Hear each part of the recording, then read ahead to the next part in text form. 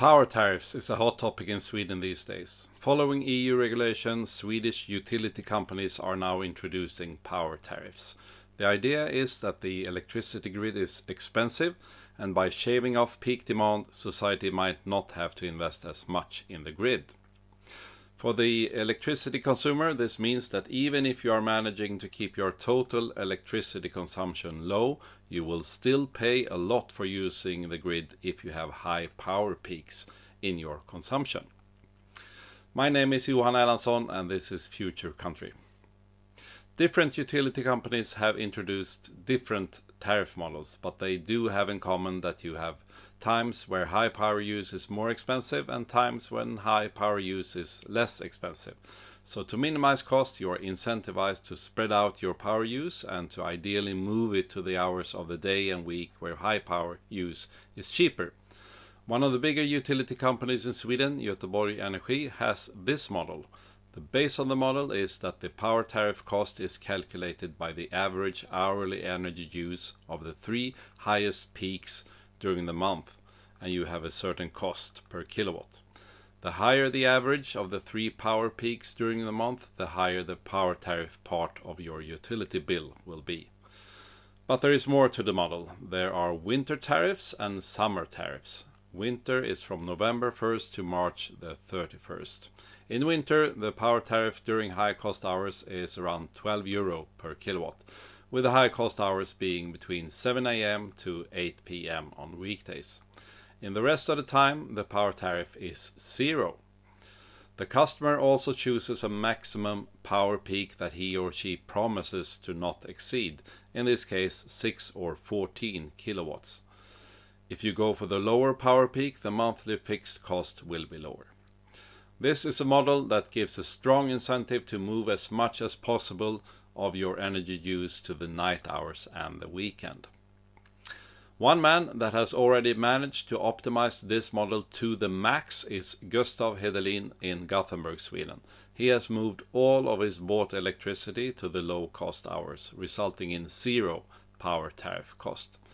He also opted for the lower overall peak, 6 kilowatts, so the total utility bill is as low as possible. Gustav is an expert in flexible energy use. He's a professional, and you would assume he has done some pretty complex home automation programming to achieve this. But in reality, the solution is not that complicated. It is more about using modern building and heating solutions and by installing a modern solar power and home battery solution, and just using the settings that are in those systems. The two main ingredients to achieve this are a modern geothermal heat pump, IVT green line, and a well-insulated house with quite a lot of heat inertia thanks to floor heating in a 200mm concrete foundation. The heat pump is set to idle during the high-cost hours and at max power during low-cost hours. This is no small house. It has 210 square meters of living space. The indoor temperature does drop up to 2 degrees at the end of the high cost hours, but Gustav does not think this really affects the comfort. The two electric cars are charged during the low cost hours, and Gustav makes sure that the combined power draw of the heat pump, car charging, household electricity and the home battery charging stay below 6 kilowatt hours per hour. How is this quite complex task achieved? No advanced programming is needed. It is just about using the available settings in the heat pump, the cars, the solar battery system, and by also adding a power guard that stops the car from charging if the hourly consumption is on its way to exceed 6 kilowatt hours. The power guard function is in this case achieved with a Tibber pulse. The energy available for car charging with these limitations during the cheap hours on weekdays are usually between 10 to 30 kilowatt hours. This is not a lot for charging two cars, but Gustav and his wife both have quite short commutes. If they would have had longer commutes, reaching zero power tariff might not be possible, but it would still be low. Longer trips on the weekend are usually not a problem as the power tariff is zero on weekends.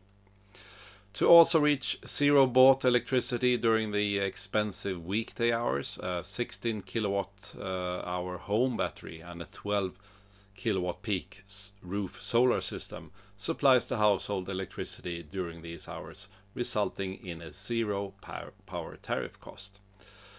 Gustav sees multiple other arguments for investing in a home battery and roof solar combination. 1. The battery provides backup power at grid outages. 2. The solar electricity is free and you also don't have to pay electricity tax for energy you produce yourself. 3. If 24-hour electricity price volatility is high, so the price changes a lot, you can charge the battery during low-cost hours and use it during high-cost hours, saving money. 4. The battery can be used to support the stability of the grid, which can generate some revenue even if the most golden days for that now are over. Gustav invested in the home battery and roof solar system in 2021, just before electricity price volatility went extreme and the revenue from grid support services were really high. So around half of the investment has already been returned. Even if those days are over, Gustav points out that the cost for an equivalent battery solar installation has dropped at least 30% since 2021. A couple of short comments from me on this topic. We have another utility company here where I live with another power tariff model. This model has no hours where the power tariff is zero, so for us it's about finding how low we can go.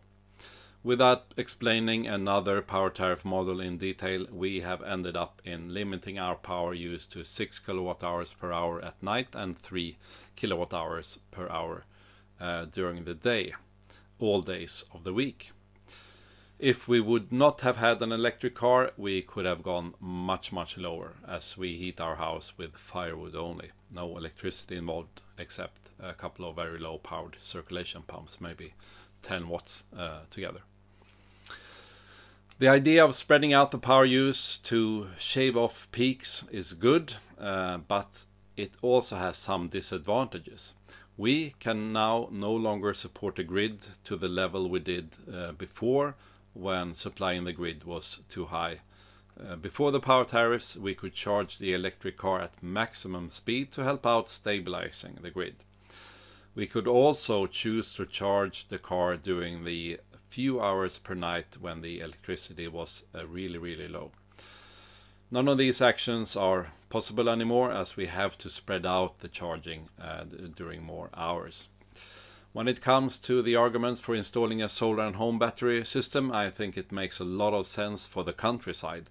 This makes a region become more self-sufficient in energy and more resilient to power outages.